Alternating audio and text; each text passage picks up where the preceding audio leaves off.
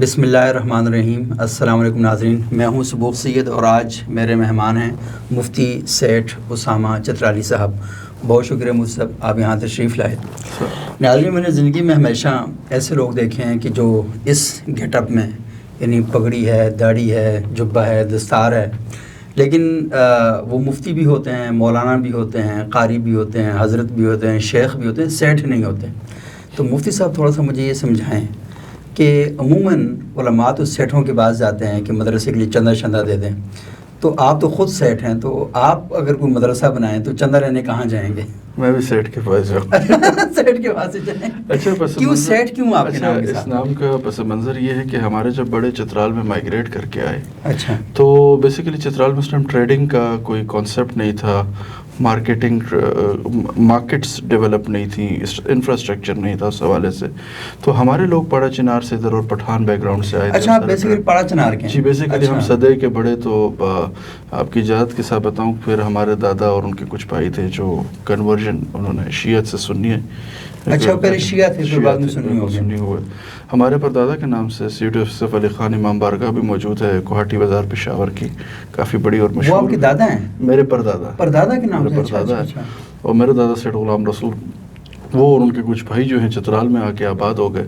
اور پھر یہاں سے لوگوں نے جو ہے نا, پھر اس میں یہ کرنا کہ کاروبار خود نہیں بلکہ لوگوں کو کاروبار کرانا, اس طرف شغف دلانا کرنا, تو لوگوں نے کہا یہ سیٹھ ہے. تو وہ پھر ہمیں جو ہے چترالی زبان میں سیٹھانو جاؤ کہا جاتا ہے. اچھا, کہ سیٹھوں کے بچے ہیں, تو وہ ہمارے نام کے ساتھ سیٹھ جو ہے وہ لگ گیا. پھر اچھا, اس کا پس منظر یہ کہ جب میرا فراغت ہو رہی تھی تو میرا اسٹیج پہ نام بلایا گیا کہ مفتی اسامہ جاوید نقشبندی. اچھا. تو حضرت شیخ الاسلام تقی عثمانی صاحب نے کہا کہ ان کو سیٹھ ہی رہنے دو. تقی عثمانی صاحب نے کہا کہ آپ سیٹھ ہی رہنے, ان کو سیٹھ ہی رہنے دو, ہمارے پاس مفتی بہت ہو گئے. اچھا, کہ سیٹھ کی پہچان. اور شاید اس ٹائم میں کہوں کہ ان کا ایک فیصلہ بڑا حکیمانہ بھی تھا, کیونکہ میں ایز اے ڈپلومیٹ جاب بھی کر رہا تھا یونائٹڈ نیشنز میں, اور وہ سارا. تو ایکسائٹمنٹ تو بہت تھی کہ مفتی بتاؤں, لوگوں کو بتاؤں, لیکن پتہ چلا کہ حکمت اس نام میں تھی. اللہ تعالیٰ آخر میں جیسے کہتے ہیں وہ مفتی والی محنت, تو آپ سیٹھ کا نام بھی رکھ کے کر سکتے ہیں. صحیح. اچھا, ایک بات یہ بتائیں مفتی صاحب کہ ابھی آپ نے بتایا کہ آپ نے درس نظامی بھی کیا اور ساتھ آپ نے عصری تعلیم بھی پڑھی, آپ یونائٹڈ نیشن میں بھی جاب کرتے رہے, تو یہ جو سارا سفر ہے تھوڑا سا اس سے ذرا ایکسپلین کریں, یہ کیسے آپ نے طے کیا؟ اچھا, سفر میں سب سے پہلی یہ چیز ضروری تھی کہ بیہائنڈ ہمیشہ کوئی نہ کوئی انسپریشن ہوتی ہے. تو گھر میں انسپریشن جو تھی وہ دادا جان رحمہ اللہ کی تھی. خود وہ جو ہے وہ عالم تھے, اور ان کا جو ہے باقاعدہ روحانیت کے ساتھ بھی تعلق تھا, بڑوں کے ساتھ بھی تعلق تھا. یہاں تک پہنچتے پہنچتے والد صاحب جو ہیں ان کے ساتھ بچپن میں وہ تبلیغی جماعت میں بڑے نوجوانی کی عمر میں لگ گئے, اور ان کے اسفار بھی بہت زیادہ تھے. تو حفظ میں داخلہ دے دیا گیا, ٹھیک ہے. اور میں نے تقریباً جو ہے بہت, اگر جیسے کہ تو عرصہ لگا, دہرائی کے ساتھ 1 سال میں نے قرآن مجید حفظ کر. 1 سال میں حفظ کیا آپ نے؟ 1 سال میں میرا قرآن مجید حفظ ہو گیا تھا. تو اس کے بعد جیسے کہتے ہیں, لیکن دادا رحمہ اللہ 3 سال مجھے مدرسے میں بیٹھا, مطلب میں اقرا رضوۃ الاطفال کا نیا سیٹ اپ پشاور میں آیا ہوا تھا. تو ہم مفتی جمیل الرحمان صاحب جو جی بالکل انہیں کا, اور میری دستار بندی بھی انہیں کے ہاتھ سے, اور حضرت مولانا خواجہ خان محمد صاحب رحمہ اللہ اس وقت حیات تھے, انہوں نے دستار بندی کی تھی. اور میں جس دن فراغت ہوئی اسی دن ان سے میری بیعت بھی ہوئی. اچھا, تو ادھر سے سلسلہ چلا. تو جب اچھا یہ حفظ والا سفر مکمل ہوا, اور ساتھ میں جو صرف نحوی گھر سے کتب چلتی رہیں, کچھ نور العطا, خدوری, ان کتابوں کا گھر میں ہی تکرار ہوتا رہا. تو پہلے محسوس نہیں ہوا کہ یہ مدرسے کی تعلیم یا کچھ اس طرح کی چیز ہو رہی ہے. اور پھر جب اسکول کی لائف میں گئے تو اسکول کی لائف میں حافظ ہونے پہ تھوڑی شرم آئی. اچھا, وہ کیونکہ ہر بندہ نا کہے کہ اچھا تم حافظ ہو کے کام کرتا ہو, تو مطلب ایک منٹ کے لیے لگتا تھا کہ اچھا حفظ کر کے کوئی بڑا گناہ کا کام کر لیا. تو اس میں میں نے ایک چیز یہ کی کہ شاید میں نے آپٹ کرنے کی چیزیں کوشش کی. اچھا, میں قاری تھا قرات میں, الحمدللہ قاری بزرگ شاہ صاحب میرے استادوں میں سے ہیں. اچھا, بڑے مشہور قاری ہیں, پی ٹی وی پہ اور ایوان صدر بالکل ہمارے الحمدللہ وہ میرے استادوں میں سے ہیں, مشفق بھی ہیں. اور انہی کی وجہ سے ایک قرات میں جو میرا نام تھا اس دور میں, جس سے وجہ سے مجھے 2011 میں پریزیڈنٹ ایوارڈ بھی ملا. اچھا, تو قریباً پاکستان کے 14 گولڈ میڈل میں نے ون کیے ہوئے ہیں. اچھا, ماشاء اللہ. تو وہاں پہ قاری صاحب کو اس میں بڑا کردار ہے. تو قاری صاحب رحمہ اللہ کا کردار معذرت وہ ہمارے قاری شبیر صاحب ہمارے چترال کے حضرت پیر ذوالفقار صاحب کے خلیفہ تھے.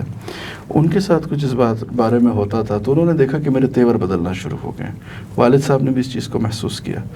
تو والد صاحب نے مجھے اس دن بٹھا کے پھر سمجھایا, اچھا اسامہ اس قرآن کی آیت کو پڑھو. اچھا پڑھ سکتے. انہوں نے کہا دیکھو یار میں تو صحیح سے نہیں پڑھ پا رہا. تو اس طرح کی ایک ایکسرسائز کچھ دیر کی ہوئی تو والد صاحب کی آنکھوں سے آنسو چلے. انہوں نے کہا بیٹا جو کچھ میرے پاس ہے نا یہ تمہارے اس ایک آیت پڑھنے کے برابر بھی نہیں ہے. اور پھر اس پہ ہوا کہ اچھا بابا یہ علم وہ علم, تو پتہ چلا کہ اچھا یہ کر سکتے ہیں. اچھا اب جب عالم بننے کی باری آئی تو والدہ جو ہے نا میری وہ اس معاملے میں بالکل بہت سختی. وہ کہہ رہے تھے بیٹا مولوی نہ بنے. قاری بزرگ شاہ صاحب کے جیسے کہتے ہیں وہ, میں اردو میں رشتے بتانے میں تھوڑا کمزور ہوں. قاری بزرگ شاہ صاحب کی بہن جو مولانا ظاہر شاہ صاحب حدیث کے استاد تھے دارالعلوم کراچی میں, ان کی جو ہے وہ جو قاری صاحب کی بہن ہے وہ ان کی زوجہ تھی. اچھا صحیح. تو قاری صاحب نے ان سے بات کر کے جیسے کہا تھا بالکل تیاری ہو چکی تھی کہ میں 8th کلاس کے پیپرز دے کے ادھر چلا جاؤں. اچھا. کراچی میں ہی جو ہے نا پڑھنا آپ شروع کر دوں, وہیں پہ قرات میں داخل. یعنی پہلے آپ نے حفظ کیا, بالکل, پھر آپ نے اسکول کی تعلیم حاصل کی 8th کلاس تک, پھر درس نظامی کے لیے نہیں, اس سے ابھی یہ میں 6th کلاس میں ہوں جب یہ فیصلے ہو رہے ہیں ان چیزوں کے. تو اور میں یہاں سے رابعہ جو ہے اپنا مکمل کر چکا تھا جامعہ اسلامیہ کامران مارکیٹ صدر سے. اچھا صحیح. تو والدہ نے اس میں جو ہے نا اس ٹائم گھر میں ایک بڑا, جب پتہ چلا کہ پیچھے سے والد صاحب بھی پلان کر رہے ہیں کہ میں مولوی بنوں یا وہ, تو والدہ بڑی ناراض ہوئیں اور یہاں تک کہ انہوں نے بڑے سخت قسم کی ایک رویہ بھی پیش کیا. ساڑھے پتر مولوی نہیں بنا. ہاں, تو ان دنوں شیخ الاسلام صاحب ہمارے یہاں مجھے یاد ہے گلشن دادن مسجد ہے وہاں آئے. اچھا. تو حضرت کا بیان ہوا تو میں نے کہیں اپنی کیفیت سامنے رکھی تو حضرت کا مجھے جملہ آج بھی یاد ہے. انہوں نے کہا کہ طلب رکھو اللہ طالب بنا دیں گے. واہ بہت.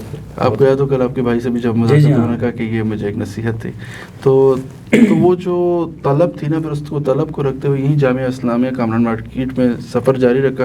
صبح اسکول جاتا تھا, شام کو مدرسے میں. اچھا, اور والد صاحب کا اس میں بڑا کردار تھا کہ والد صاحب نے کبھی اسکول کی تعلیم کا پوچھتے ہی نہیں تھے.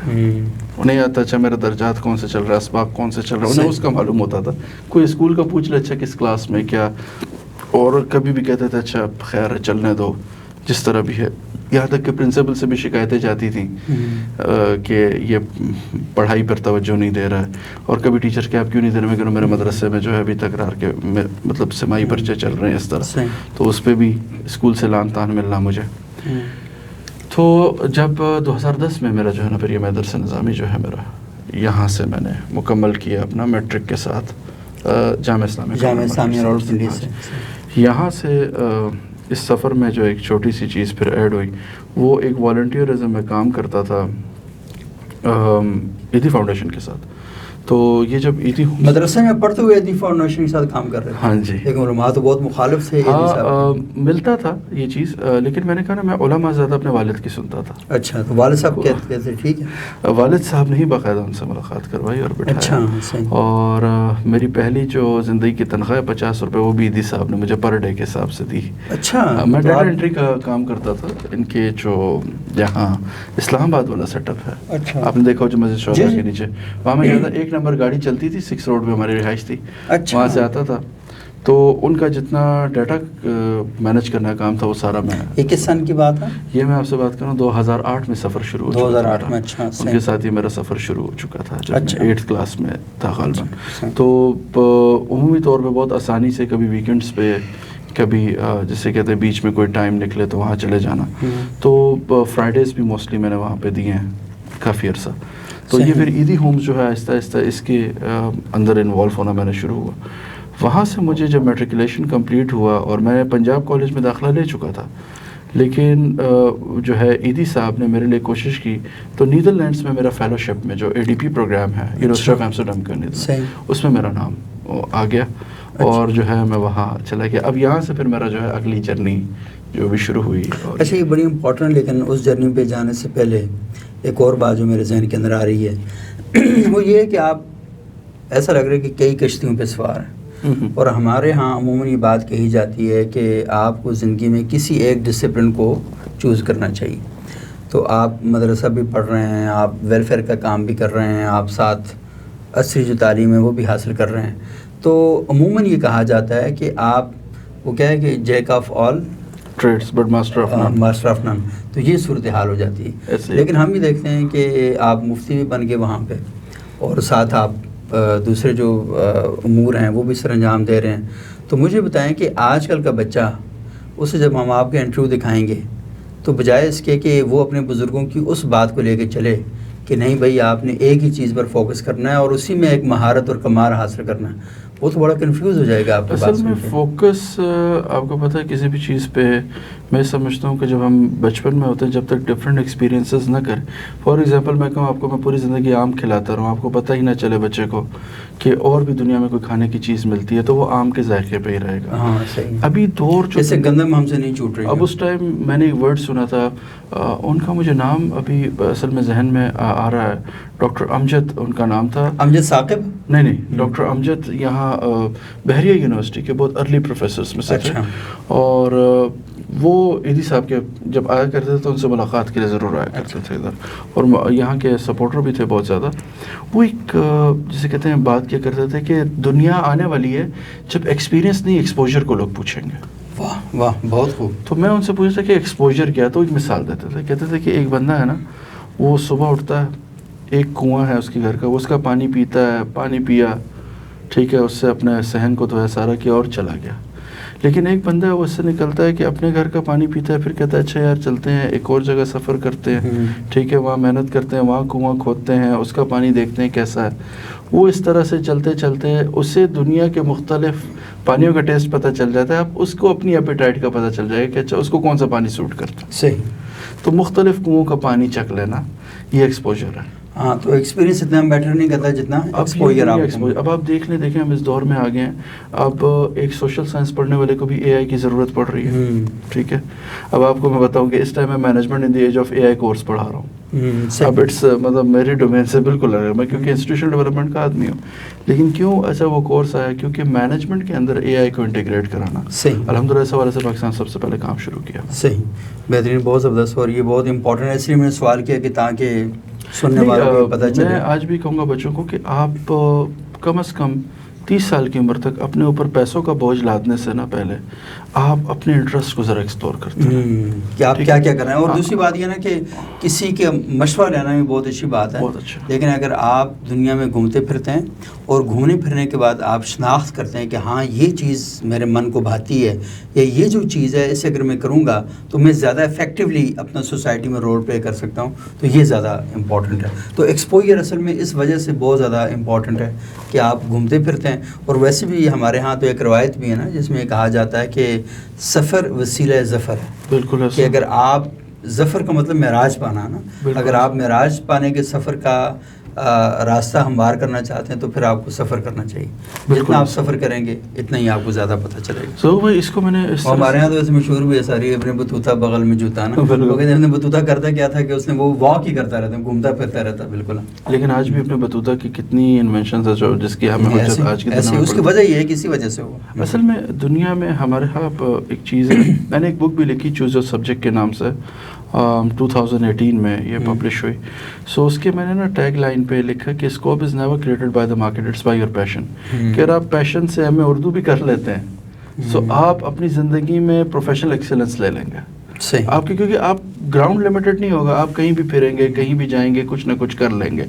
لیکن اگر خدا نہ خواستہ آپ اسکوپ کے پیچھے چلے گئے اور مائٹ بھی اپنے اوپر زبردستی وہ کتابیں لاد دیں تو شاید آپ کے لیے چیلنج بن جائے.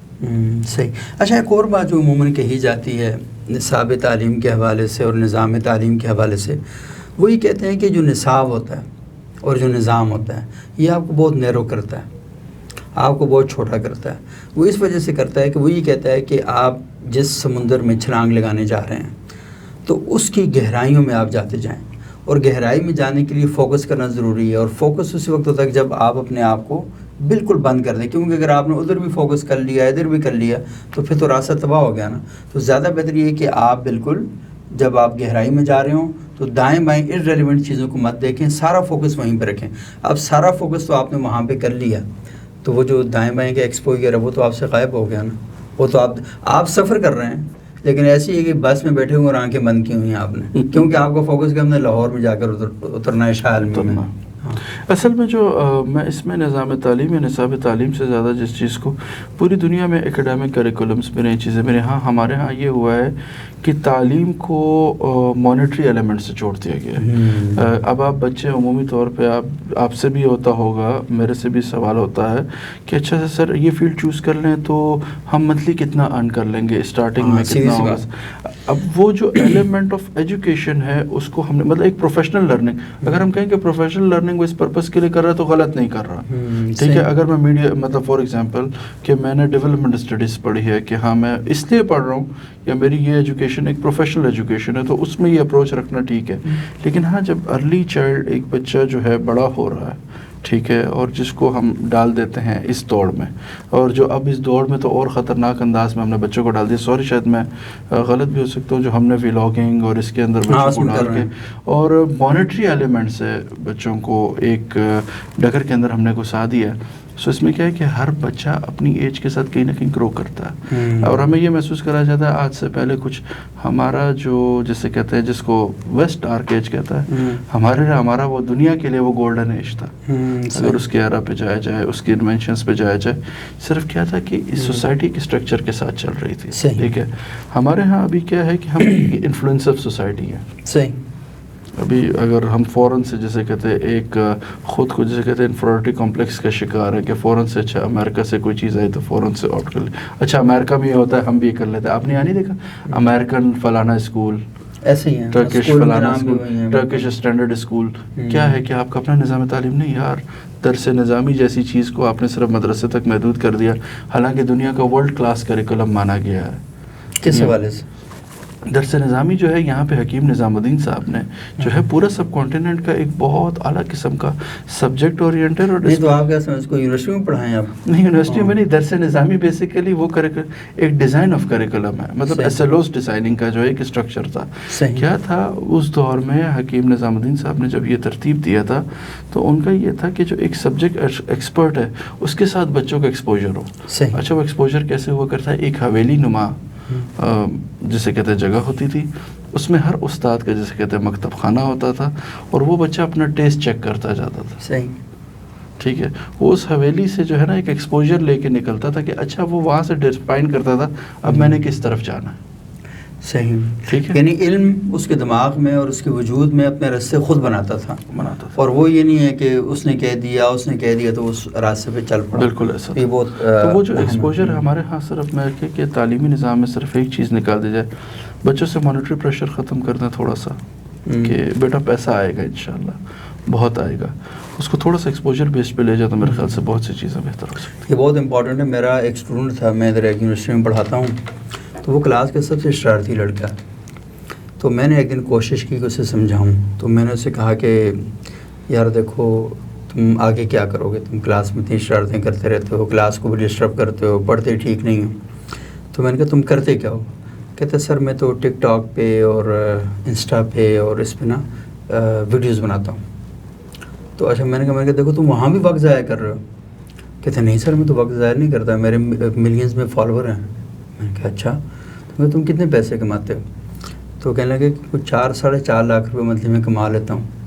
اب میں اصل میں اس کو سمجھانے کے لیے نا پورا ذہن بنایا تھا اپنا کہ اب میں اس کو لیکچر دوں گا، اس کو بتاؤں گا دیکھو یہ چیزیں کرنے سے یہ وقت ضائع ہوتا ہے، یہ ہوتا ہے، تمہارا مستقبل ہے، تمہارا فیوچر ہے. میرے سوچ میں پڑ گیا، میں نے کہا یار میں اس طرح کا کیسے بن سکتا ہوں؟ یہ 4.5 لاکھ روپے جو ہے وہ یہ کما رہا ہے. تو ایسا اس بچے کو میں یہ بھی نہیں کہہ سکتا تھا اب کہ یار تمہارا مستقبل خراب ہو جائے گا. وہ کہے مستقبل تمہارا خراب ہے، میں ٹھیک ٹھاک بیٹھا ہوں، اپنا کام کر رہا ہوں بھائی سارا. تو آپ وہ کہہ رہے ہیں کہ بچوں کو ہم نے ولاگنگ ان چیزوں پہ لگا تو دیا ہے، اس کے بڑے بیڈ جو ہیں اثرات سوسائٹی پر وہ بھی ہیں. ابھی حالیہ دنوں میں ایک بچی تھی ہماری ثنا یوسف، وہ آپ کے چترال سے بلانگ کرتی تھی. تو یہاں اسلام آباد میں دیکھیں اس کے ساتھ ایک واقعہ ہوگا. صرف وہ ایک بچی نہیں اور بھی کئی یہاں پہ لوگ ہیں گمنام واقعات ہیں جو ہمیں پتہ ہی نہیں چلا یہاں پہ. تو یہ چیزیں ساری تو ہیں سوسائٹی کے اندر. لیکن مجھے ایک اور چیز مفتی صاحب جو لگتی ہے وہ یہ ہے کہ میرا خیال یہ ہے کہ وہ جو ایک جنریشن گیپ تھا نا، جو آج سے 20 سال پہلے یا 30 سال پہلے ہم باتیں کرتے تھے، وہ غیر محسوس طریقے سے اتنا زیادہ بن چکا ہے اور اتنا زیادہ بڑھ چکا ہے کہ اب جو نئی نسل کا بچہ ہے نا میں اس سے کمیونیکیٹ ہی نہیں کر پا رہا, اور وہ میرے سامنے صرف ادب کی وجہ سے بیٹھا ہے اور چپ بیٹھا ہے, اور وہ انتظار کر رہا ہوتا ہے کہ کب موصوف اپنی بک بک بند کریں گے کہ میں جا کے اپنا کوئی کام دھندہ کر سکوں. تو وہ صرف اس ادب کی وجہ سے بیٹھا ہوا ہے, اور ادب بھی جبر کا ہے, یعنی اس کے دل کا نہیں ہے, دل کا سودا نہیں ہے, یہ جبر کا ادب ہے. تو وہ اصل میں کہیں اور کھڑا ہوا ہے, اخلاقیات کے حوالے سے بھی, معاش کے حوالے سے بھی. اچھا جو ویلیوز مجھے سکھائی گئی ہیں نا وہ اس کے نزدیک ساری کی ساری ایک فرسودہ سسٹم کا حصہ ہیں. وہی کہتا ہے میرا ان کے ساتھ کسی قسم کا کوئی تعلق نہیں ہے, لیکن وہ تھپڑ کے خوف سے ڈرتا ہے, ماں کی جوتے کی ٹینشن میں ہے, باپ کے ڈنڈے کی ٹینشن کی وجہ سے اس کا اظہار نہیں کر پا رہا. لیکن وہ اپنی جامعات میں جب بیٹھتا ہے تو یہ جو جنزی جسے ہم کہتے ہیں نا, تو یہ اصل میں ٹوٹلی ایک مختلف قسم کی نسل ہے.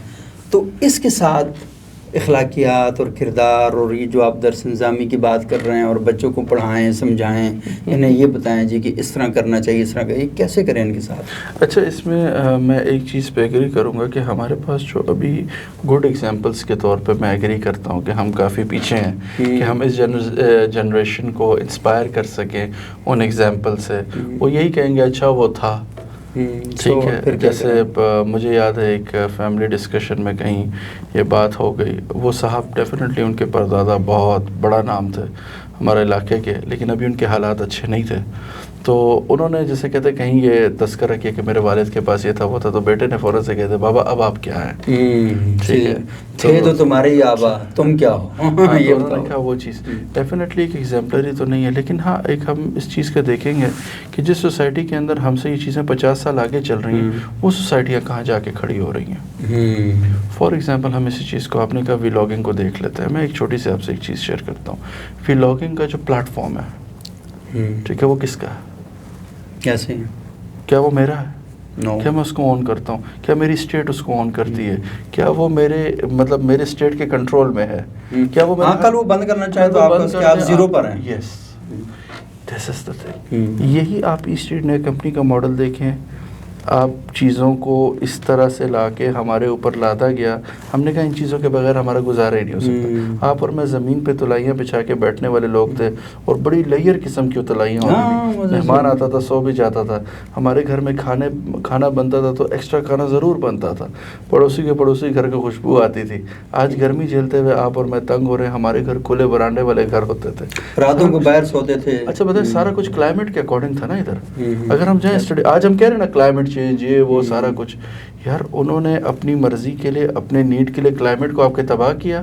آج اپنی نیڈ کے لیے وہ آپ کو کلائمیٹ ٹھیک ہونے کو کہہ رہے ہیں. تو کچھ ورلڈ ریالٹیز ہیں جن سے بچوں کو تھوڑا سا ہمیں, اور ہاں اس میں ہمیں یہ نہیں کہ ہاں یہی ہے کہ اگر ہماری بھی مانیٹری انسپریشن ہے تو ڈیفینیٹلی چیلنج تو ہوگا. ویسٹ کے لیے پیسہ پھینکنا کوئی اتنا بڑا مسئلہ نہیں ہوتا. میں اچھا یہ ویسٹ کے اگینسٹ نہیں, ویسٹ کی نیڈ ہے. کیوں ویسٹ کو ہیومن ریسورس چاہیے. ویسٹ کا جو اپنا ہیومن ریسورس ہے وہ اتنا کریٹو بھی نہیں ہے. اچھا, اور وہ بہت اچھا, اس نے اپنی لائف کو, میں کیونکہ جب اس سسٹم میں رہ کے آیا, میں دیکھ کے آیا, ان کی لائف کے بہت چھوٹا سا وے کیا ہے کہ 6 دن کماؤ, 7ویں دن اڑاؤ, پھر 6 دن محنت کرو اگلے 7ویں دن کی عیشی کے لیے. بہت کم ان میں ویژنری ایسے لوگ آپ کو بھی جا کے ملیں گے. اور اچھا شاید وہاں کمپٹیشن بھی اتنا کریٹ ہو گیا ہے کہ بہت لوگ بہت کچھ نہیں کر پا رہے ہوتے اس سے. تو میرے خیال سے ان اسٹوڈنٹس کے ساتھ اس پر جیسے کہتے ہیں نا, ہمیں کمپیریزن کرنے کی ضرورت ہے, بیٹھنے کی ضرورت ہے کہ ٹھیک ہے آج آپ کما رہے ہیں, but what if یہی اسٹوڈنٹس مل کے یہی اپنا ایک یوٹیوب جیسا پلیٹ فارم نکالیں. ابھی تک دیکھیں پاکستان کا سب سے بڑا چیلنج ہے ہمارے پاس اپنے سرورز نہیں ہیں, ہمارے ڈیٹاز دوسرے پہ ڈپینڈنٹ ہیں, ہمارے پاس اپنی مشینریز نہیں, ہمارے اپنے راؤٹرز نہیں ہیں, کچھ نہیں ہے. وائی ناٹ ہم یار ہمارے اسٹوڈنٹس اس ٹیکنالوجیز میں آئیں, اپنی ایفرٹ لگائیں. ایک کمپیوٹر سائنس پڑھنے والا بچہ یہاں گرافک ڈیزائننگ کر رہا, یہ کیا اس ملک کے لیے ایک اچھا. اور اچھا یہیں کا ایک پاکستانی NED کا پڑھا ہوا راغب حسین ہاشمی, آپ اس کے بارے میں سرچ کریں, $6.2 بلین کی اس نے کمپنی بیچی ہے اپنی KVM کے نام سے, ٹھیک ہے. اور جسے کہتے ہیں کئی NEDs کو وہ یہاں سے لے کے گیا سلیکون ویلی. NEDs مطلب NED یہ ہمارے جو کراچی کا انسٹیٹیوٹ ہے. اچھا وہاں کے جو پڑھنے والے نیشنل انجینئرنگ NED سے مجھے اس کی فل فارم ابھی نہیں آئی, تو وہ NED کے پڑھے ہوئے ہیں, اور مجھے کئی لوگ وہاں پہ ملے ان کے. سو مطلب ہاؤ مچ, مطلب آپ دیکھ لیں کہ آپ کا اب یہی سوچے ایک راغب حسین ہاشمی اس ٹائم مارول سولوشنز کا سینئر وائس پریزیڈنٹ ہے, صحیح, ٹھیک ہے, لیکن پاکستان محروم ہے اس سے. کیا ہے, اس ملک سے بھاگنا ہمارے لیے سولوشن بتایا گیا. ہاں, برین ڈرین ہو رہا ہے, بالکل برین ڈرین ہو گیا آپ کا ڈیاسپورا اتنا زیادہ بڑھ گیا, آپ کا اچھا بندہ باہر. اچھا ہم کیا کہتے ہیں, ملک خراب ہے. اچھا یہ ملک کیا چیز ہے؟ کیا ملک کوئی پرسن ہے؟ پرسن تو میں ہوں نا, میں نے افراد نے ملک کو خراب کیا. بالکل, افراد نے ملک کو خراب کیا, آپ کے ڈس اوننگ نے اس کو خراب کیا, آپ اون ہی نہیں کرتے اس ملک کو. ٹھیک ہے, لیکن ایک بات ایک اور بھی تو ہے نا مفتی صاحب, یہ جو ہماری پوری تاریخ ہے نا, اس میں ہم نے دو چیزیں دیکھی ہیں. ایک تو ہے کہ ذہین آدمی ہمیں اچھا ہی نہیں لگتا, یہ ذہین کیوں, ہم نے اس کو خوب ٹکا کے پھینٹی لگائی ہے. جو بھی ذہین آدمی آیا نا, ہم سے مختلف بات اس نے کیا, تم ہوتے کون ہو یہ والی بات کرنے والے, جمعہ 8 دن ہوئے ہیں, ہمارے بزرگ غلط تھے, تم یہ کہنا چاہ رہے ہو, ہمارے بزرگوں نے جو کتابیں لکھی ہیں تو وہ غلط تھیں, تم یہ کہنا چاہ رہے ہو. تو وہ بیچارہ چپ چپیتا ہو کے نا, وہ تو یہ ہمارا بھی ایشو تھا, مغرب کے یہی مسئلہ تھا. گلیلیو کے ساتھ کیا کیا, اور انہوں نے کہا جی کہ تم کیا تو کیا کہتے ہیں زمین گھومتی ہے, کیا کہتے ہیں چاند کے سورج کے گرد گھومتی ہے. تو اس نے کہا جی نہیں, میں اپنے الفاظ واپس لیتا ہوں. باہر آیا سیڑھیوں پر, اس نے کہا میں 1,00,000 بار بھی کہوں نا نہیں گھومتی, وہ گھومتی رہے گی. اس کا کوئی روکنا نہیں. اور دوسری بات یہ کہ ہم نے ہمیشہ امیر آدمی سے دشمنی کی. ہمیں کوئی مطلب سڑک پہ آپ دیکھ لینا, سڑک پہ اگر ایک موٹر سائیکل والے نے غلط طریقے سے ڈرائیونگ کرتے ہوئے پراڈو گاڑی کو ٹکر مار دی, لوگ سارے پتہ ان کو خوشی پیدا ہوتی ہے, ہائے زب کیا مزہ آ گیا بھائی, پراڈو کو ٹکر مار دی اس نے. باہر نکلیں گے لوگ موٹر سائیکل والے کو کچھ نہیں کہیں گے, اس سے کہیں تم کھڑے ہو, یہ جا کے اس سے لڑائی شروع کر دیں گے کہ اس کے پاس پراڈو کیوں ہے. امیر دشمنی, ذہین دشمنی, اور اگلی قسم میں جمہوریت دشمنی, یہ ہماری جڑوں کے اندر پیوست ہے. ہم یہ چیزیں مان ہی نہیں سکتے کہ لوگوں کی اکثریت کیا چاہتی ہے. ذہین لوگ سوسائٹی کے اندر ہمیں قبول ہی نہیں, ہمیں ٹوچے چاہیے, شادولے کے چوہے چاہیے. ہم یہ کہتے ہیں نہیں, ان کے ساتھ ہم گزارا کر لیں گے. یہ زومبیز کا لشکر جو ہے نا, یہ مزے کی چیز ہوتی ہے. اور ہم کبھی بھی یہ بھی برداشت نہیں کریں گے کہ سوسائٹی میں جو بندہ امیر ہو جائے نا, لوگ کہتے ہیں آرام کمایا اس نے, حلال پہ ہم پاؤڈر پیسہ تھا ہمارے پاؤڈر کا پیسہ. تو یہ تو ہمارا مسئلہ ہے بنیادی طور پہ نا. اچھا, اس میں ہمارے ہاں دیکھیں ایک سوسائٹی کے کچھ مزاج ہوتے ہیں, کچھ مورلز ہوتے ہیں, کچھ ویلیوز ہوتی ہیں نا. اچھا یہ میں ایسے ہی قصتاً کہہ رہا ہوں یہ بات کہ کسی نے مجھے کہا کہ یار بیٹھے بیٹھے مدرسے میں نا رات کو ہم بیٹھے, ایک دوست نے خیال آ گیا اسے تخصص کے دوران, کہتے ہیں رسول اللہ صلی اللہ علیہ وسلم اگر یہاں اس خطے میں آتے, اگر اللہ ان کو بھیجتے سب کانٹیننٹ میں, تو یار یہ بڑا زرخیز جگہ تھی, اور اب تو صحرا چٹیل پہاڑ یہ وہ, آپ صلی اللہ علیہ وسلم کو وہاں کیوں بھیجا گیا؟ اچھا اس نے نا ایک سوال ذہن میں تو ڈال دیا, بڑا مزے کا سوال. میں سوچتا اللہ کا محبوب ہے, محبوب کو اچھی جگہ بھیجنا. اچھا کچھ نہیں کیا, میں نے ریق المختوم کتاب کھولی اور پڑھنا شروع کر دی. اچھا ایسے ہی جسٹ کہ, اور نہ بس وہ سوال ذہن میں پڑا. اچھا میرے سامنے واقعہ آیا جب رسول اللہ صلی اللہ علیہ وسلم کو سارے قبائل نے معاذ اللہ قتل کا منصوبہ بنا لیا تھا کہ ہر قبیلے سے ایک جوان ہوگا. وہاں ابو جہل کے ایک جملے نے نا مجھے بات سمجھا دی. وہ جیسے ہی گھر کے باہر پہنچا, اس نے کھڑکی جھانکی اور آیا, اس نے کہا ابھی رات ہے, جب صبح یہ اٹھے گا ہم اور یہ گھر سے نکلے گا تو ہم اس کو قتل کریں گے معاذ اللہ. اور ابو جہل نے اس کا دروازہ نہیں توڑا, طاقت میں تھا, اس وقت کر سکتا تھا. اور آپ صلی اللہ علیہ وسلم نے بھی حضرت علی کو لٹایا تھا, تو سوچا اچھا یار یہ ایک حکمتاً مطلب کچھ نظر میں تھی نا چیزیں کہ یار کوئی بات ہوتی ہے, کوئی زبان. میں نے کہا عرب کی زبان تھی, ویلیو تھی, ٹھیک ہے. میں کئی پھر وہ واقعات اور بھی ہیں, میں تذکر میں دیکھتا رہا تو مجھے لگا عرب لوگوں میں نا بڑی غیرت اور اپنے آپ کو اونرشپ. اچھا ہماری اگر تاریخ کے تھوڑا پس منظر میں آپ جائیں, چھپ کے وار نہیں کرتے تھے, سامنے آ کے وار کرتے تھے, بتا کے لڑتے تھے. بات.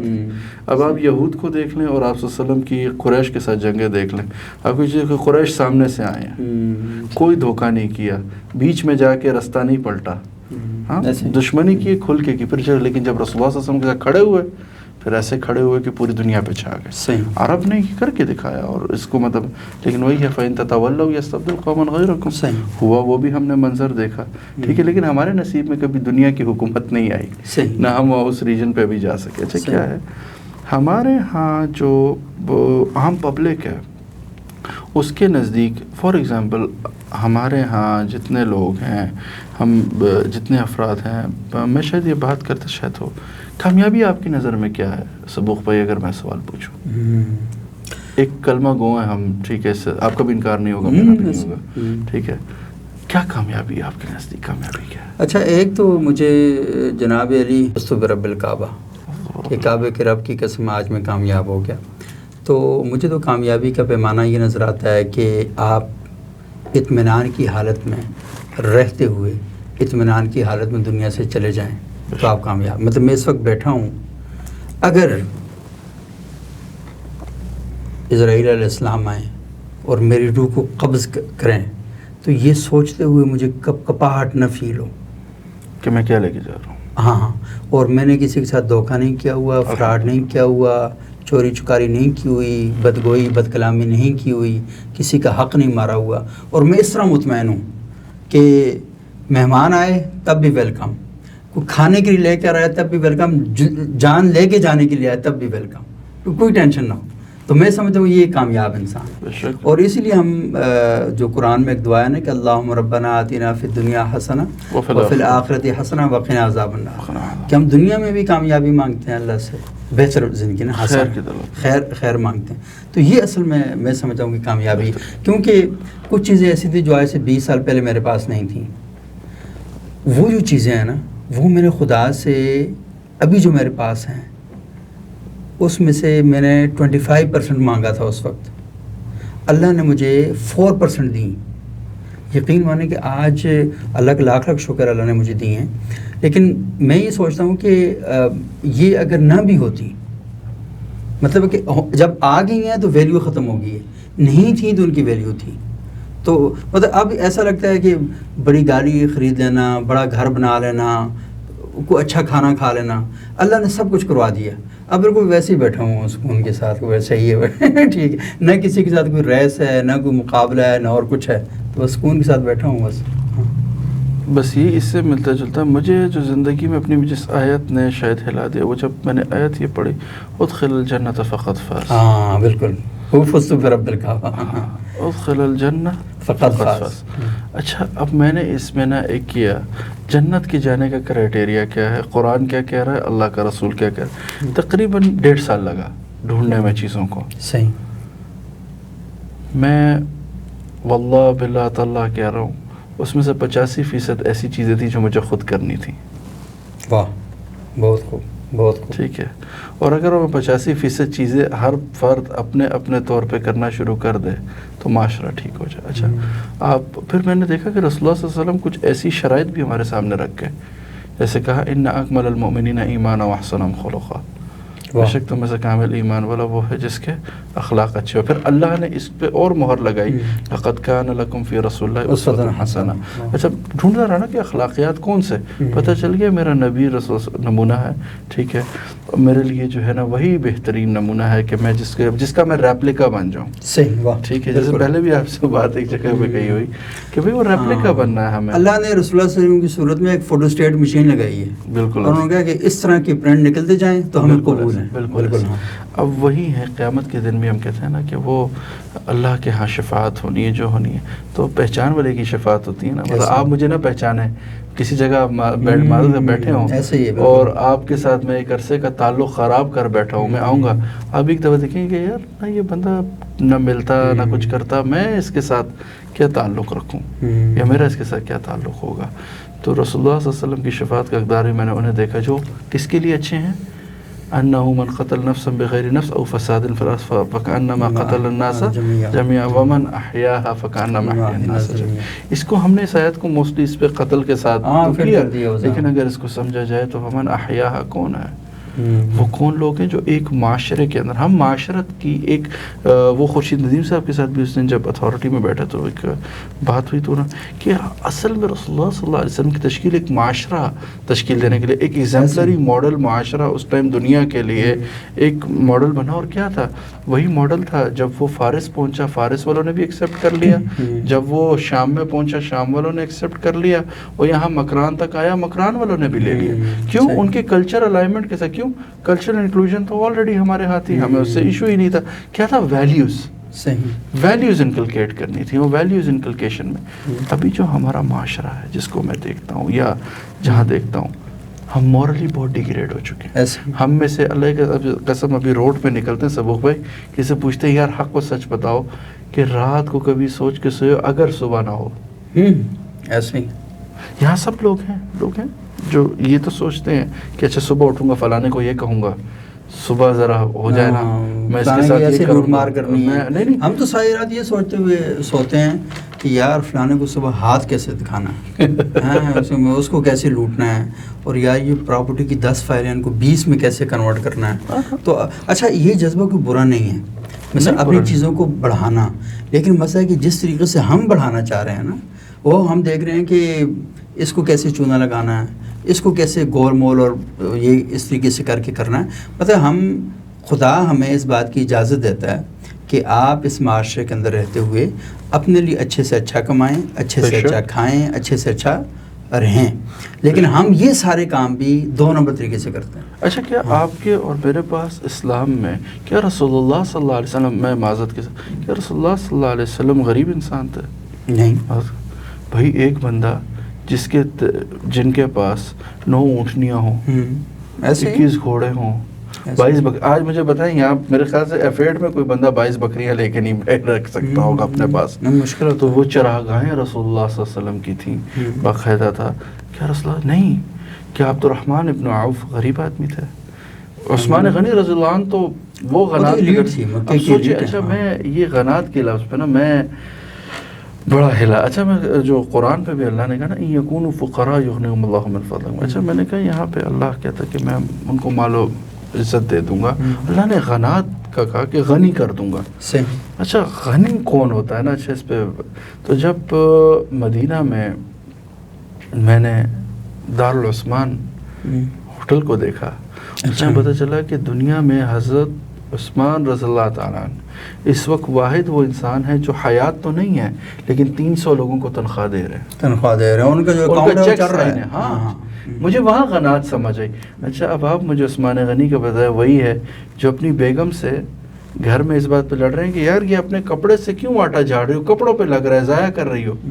لیکن ایک سوال ہی آ جاتا ہے تو دیکھتے بھی نہیں ہے کہ کتنے پڑے ہیں, سارے اٹھا کے اس کو دے دیتے. صحیح. اچھا ان کے یہاں کیا مطلب مال کمانا نہیں تھا, مال کماتے تھے لیکن کس کو خوش کرنے کے لیے, اللہ کو. ان کے یہاں کامیابی کیا تھی, ادخل الجنہ فقط فاز, کہ جنت میں ایسا محل ہو کہ میں تڑ کے پھر سکوں کہ یار. اچھا وہ سوچ جو میری زندگی, میں کہوں سبوق بھائی اس کے بعد شاید زندگی جیسے آپ کہہ رہے ہیں نا بہت لیئر لائف دیکھ کے وہ سارا کچھ دیکھ کے, اور شاید جیسے کہتے ہیں نا مصنوعی طور پہ امیر بننے کی بھی ایک بڑا خرچہ کیا ہے اس معاملے میں, اپنے آپ کو امیر دکھانے کے لیے بڑا پتہ چلنا چاہیے. نہیں یہ گارڈ شارڈ رکھ کے ڈالا شالا رکھ کے پھرنے والی یہ بیماری مجھے بھی لگی تھی, اور دیکھتا تھا تو بڑی مطلب یہ بیماری ہمیں بھی تھی کہ اچھا جی دکھانا ہے کہ گارڈ ہے یہ ہے. تو ایک دن میں پتہ چلا کہ یار یہ تو میں اسراف میں آگے ہوں بھائی. مطلب اسراف سے اپنا آپ بیوقوف سا لگتا ہے یار, کس کو دکھا رہے ہو, کیوں دکھا رہے ہو. اچھا تمہارے پاس 2 ڈالے ہیں اس کے بعد 6 ہیں تو پھر تم کیا کرو گے, تم تو مر جاؤ گے اس دن. اچھا دوسری بات یہ ہے کہ کھانے پینے کے معاملات میں آپ ہی دیکھیں, سوری آپ کی بات میں کاٹ رہا ہوں, پلیز کہ دنیا کی وہ ساری چیزیں جو انسان کی بنیادی ضرورت کو پورا کرتی ہیں اور صحت انسانی کے لیے اچھی ہیں وہ سستی ہیں. بالکل ایسا. اور ہم اصل میں پیسے دے کے بیماریاں خریدتے ہیں بہت اور بےایمانیاں خریدتے ہیں, اور نتیجہ کیا ہوتا ہے. اچھا ایٹ دا اینڈ مجھے دیکھیں نا, مجھے سفر کرنا, میں کچھ عرصہ پہلے اپنی گاڑی چینج کرنا چاہ رہا تھا.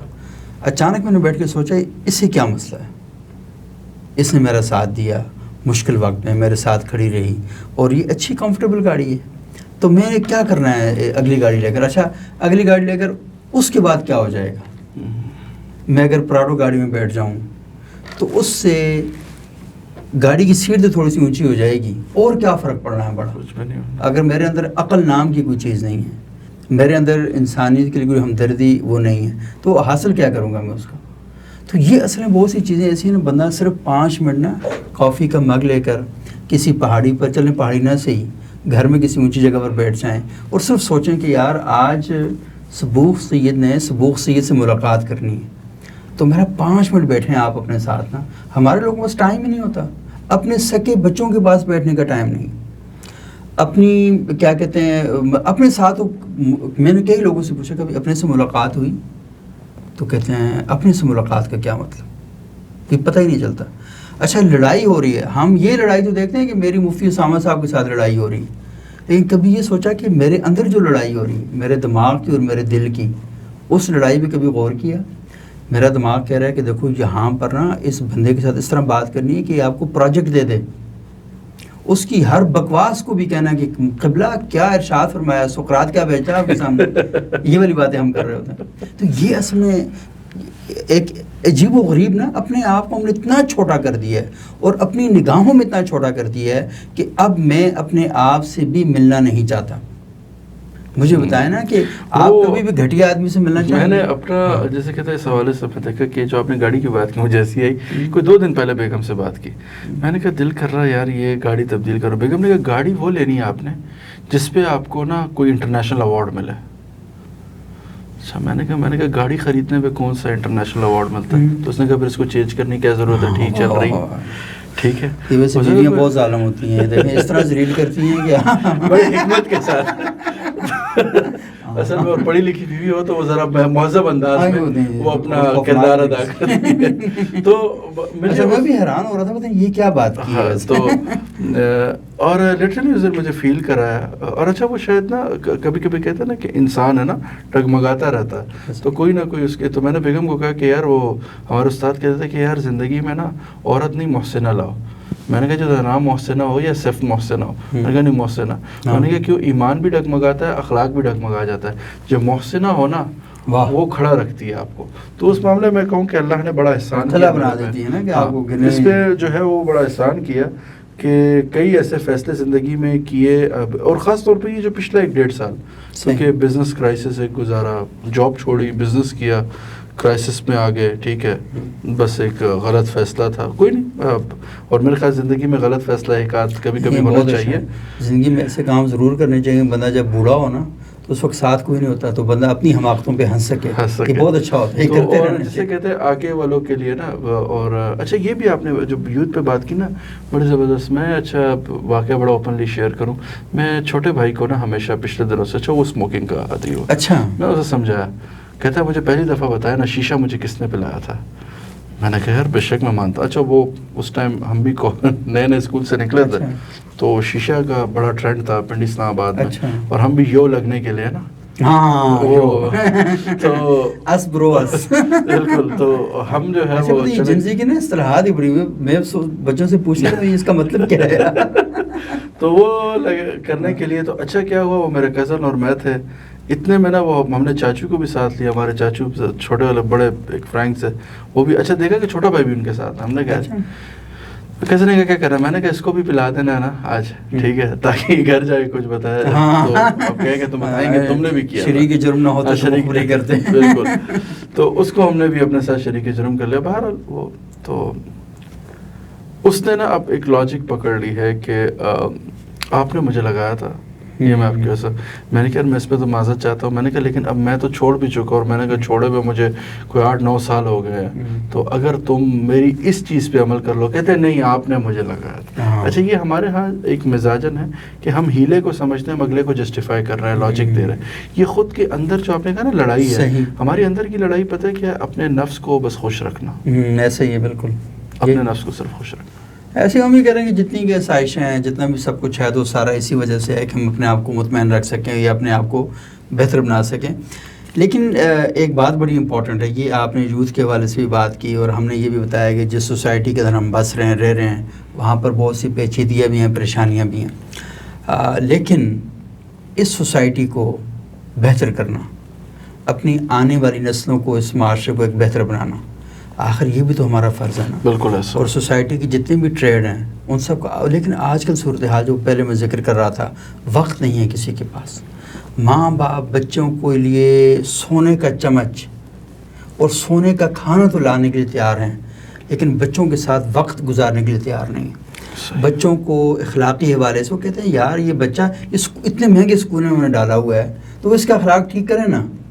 یار میں مسجد کے مولوی کو جو گھر میں آتا ہے، جس کو میں 3,000 سے لے کر 6,000 روپیہ مہینہ فیس دیتا ہوں اور اسکول میں 50,000 روپیہ دیتا ہوں، تو ایک کا کام ہے کہ وہ میرے بچے کو پاکستان کا ٹاپ کا شہری بنائے، تاکہ وہ کما کے لائے. اور مولوی کا کام ہے کہ میرے بچے کو وہ ساری چیز سکھائے کہ میرا بچہ میرا ادب اور احترام کرے. یعنی اچھا انسان مولوی رینٹ پہ دے دیا, اور اچھا بچہ معاشرے یعنی فنی حوالے سے وہ اپنے اسکول کو دے دیا. میرے پاس ٹائم نہیں ہے جی. اچھا بیوی کہہ دے کہ دیکھیں بیٹوں کو تھوڑا سا ٹائم دے دے.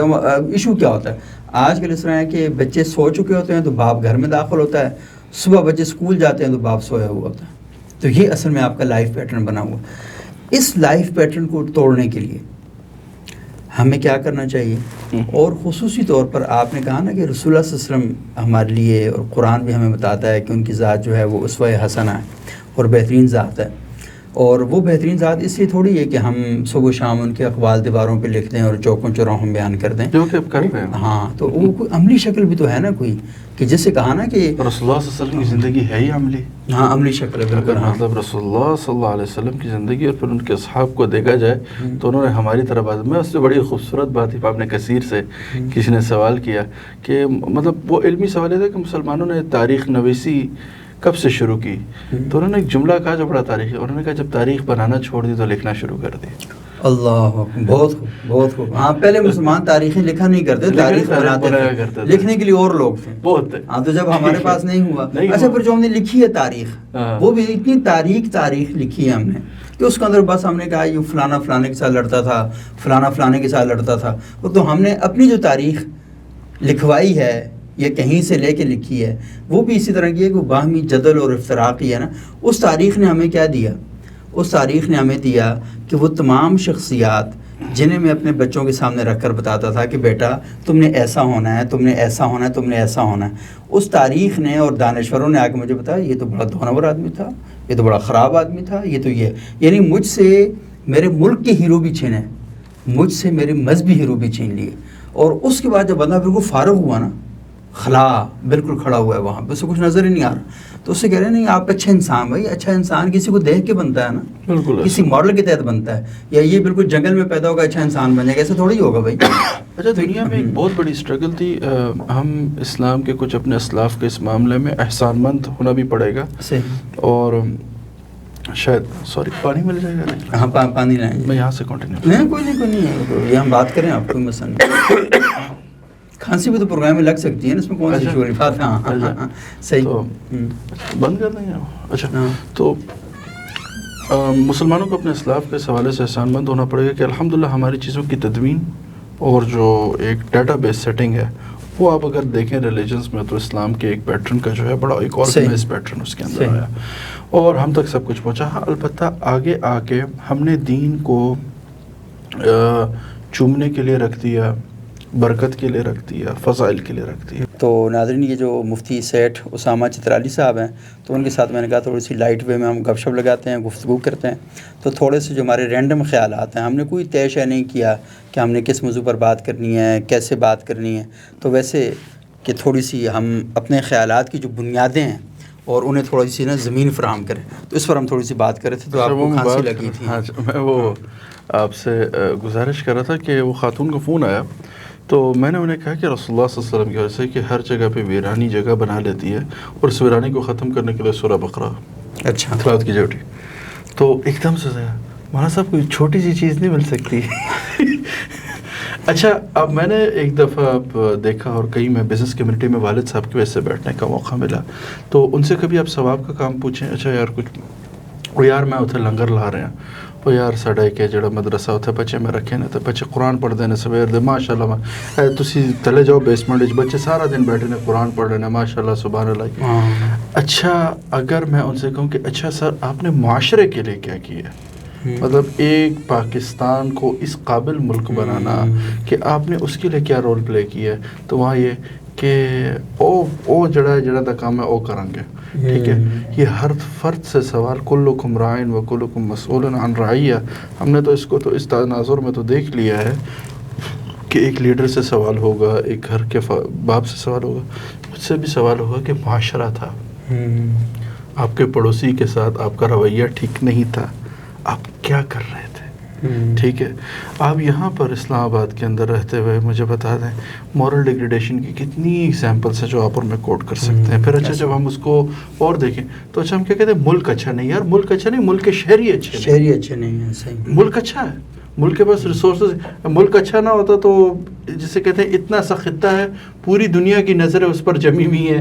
اس ٹائم بھی آپ بتائیں جیو پولیٹیکل سچویشن میں اس ٹائم جو ہے کس ملک کے جسے کہتے ہیں لیڈرز اور وہ جو ہے ان پہ نظریں اور ان کے فیصلوں پر نظر رکھی ہوئی. یہ ایسا نہیں کہ ملک بہت اچھا ہے, جیوگرافیکلی بھی بڑے اچھے اسٹانس پہ ہے, سارا کچھ ہے. پرابلم صرف ایک ہے کہ یہاں کا شہری اچھا نہیں. تو میرے خیال سے جب تک ہر عام شہری, میں نے جو پہلے آپ سے بات کی ادخل الجنت فقط, میں نے اپنی زندگی میں احسان کیا, میں کوئی بھی کام, مجھے کوئی آپشن آتا ہے یا کچھ, تو میں دیکھتا ہوں کہ اس سے میری جنت پہ کیا امپیکٹ پڑے گا. میں جنت کو سوری DHA2 کے طور پہ ٹریٹ کرتا ہوں. مجھے محنت چاہیے اللہ سے, ٹھیک ہے, مجھے اپنی تھکاوٹ کا, مجھے اپنی محنت کا صلہ اللہ سے لیتے ہوئے کیا مطلب میں مالک الملک سے نہ لوں جو مجھے یہاں روٹی کھلا. کل اس کا وعدہ ہے تو ٹھیک ہے نا, کل وہاں میں نے ہمیشہ, اور اچھا ہمیشہ رہنا ہے. اچھا اس کانسیپٹ کو بھی میں صوبہ کلوزنگ پہ کروں گا کیونکہ ٹائم زیادہ ہو گیا, کہ یہ بھی کہ سیف انویسٹمنٹ کرنا. اچھا ایک دفعہ نا ہمیں رینڈم کال آئی مجھے, میں نے کہا سر فلانے کسی ایک ایجنسی سے تھا, اس نے مجھے کال کی, sir we are providing the safe investment opportunities. صحیح. اچھا وہ سیف انویسٹمنٹ کا ورڈ نا جیسے, اچھا میں نے کہا کیا, اس نے تھوڑی سی ٹینشن ختم, میں نے کہا کہ کیا ہوگا, اس نے کہا جی یہ پلاٹ, اچھا یہ ہوگا, اچھا کل اس کی ویلیو اتنی بڑھ جائے گی. میں نے کہا اچھا اگر میں 60 سال کا ہو گیا تو 60 سال بعد کیا ROI اس کا ہوگا. میں نے کہا 60 سال بعد میں مر گیا, اب اس پلاٹ کا مجھے کیا فائدہ ہوگا. سر آپ کے بچوں کو, میں نے کہا میرے بچوں کو ہوا نا, مجھے کیا فائدہ ہوگا. آپ نے تو کہا کہ آپ کے لیے میں ایڑیاں رگڑے مر جاؤں اور ٹھیک ہے, تو کیا بات. تو وہاں اس دن مجھے ہوا کہ اچھا یار جہاں ہمیشہ رہنا ہے وہاں کیا میرے پاس گھر ہے کہ نہیں, وہاں میرے پاس سواری ہے کہ ہے نہیں.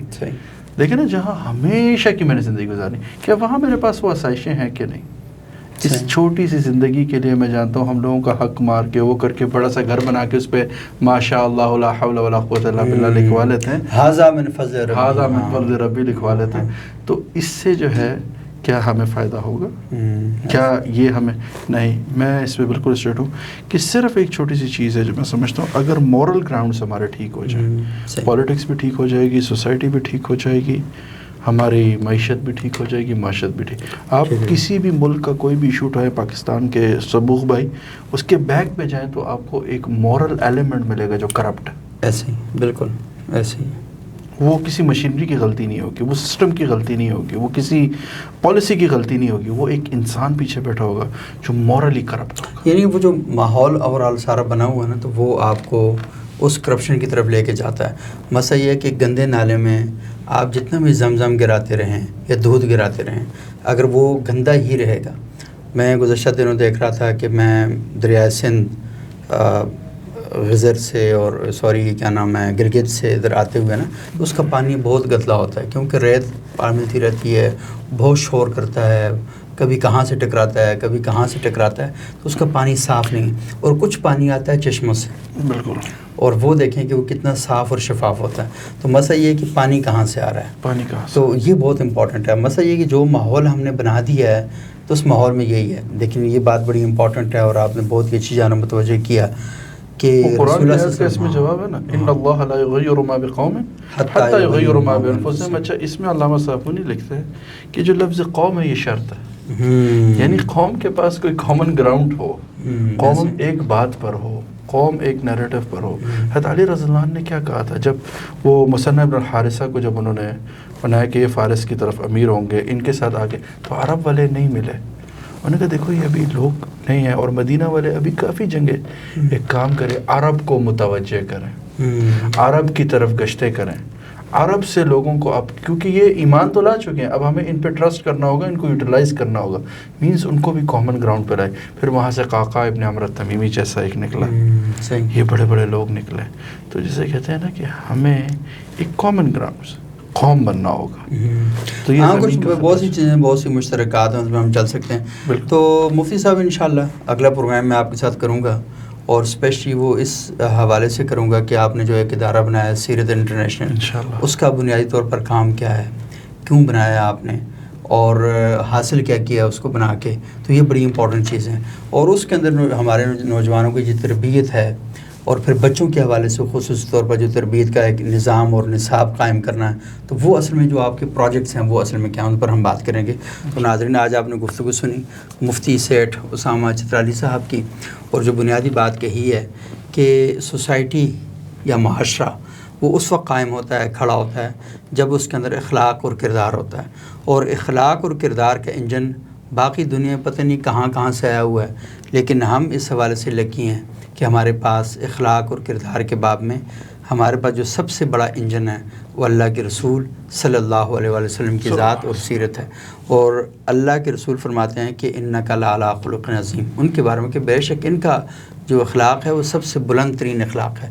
تو اپنے آپ کو محض رسول کا امتی کہنا ہی کافی نہیں ہے. جب تک آپ اللہ کے رسول کی مملکت کے شہری بننے کی وہ جو تقاضے ہیں پورے نہیں کرتے، تو وہ رسولہ نے بتائے ہیں کہ بنیادی تقاضے دو ہیں کہ تم میری اسٹیٹ کے اندر جب آنا چاہتے ہو تو میں تمہیں ایک آئی ڈی کارڈ جاری کروں گا، جس کے اندر تمہاری شناختی کارڈ جو علامت جو لکھی ہوئی ہوگی نا، وہ ہوگا اخلاق اور کردار. اگر آپ کے پاس اخلاق نہیں ہے، کردار نہیں ہے، آپ لاکھ جبے پہن لیں، مشک و عنبر میں نہا لیں، بہت زبردست کھانے کھا لیں، آپ زیتون کے تیل کے علاوہ اور زیتون کے علاوہ کچھ اور نہ کھائیں، صبح و شام سرکہ بھی استعمال کرتے رہیں جو اللہ کے رسول کو مرغوب تھا، کدو بھی اچھے طریقے سے بنا کے کھاتے رہیں، لیکن اگر یہ دو چیزیں نہیں ہیں نا، تو ریاست رسالت مآب صلی اللہ علیہ وسلم کے آپ شہری نہیں بن سکتے. بہت شکریہ.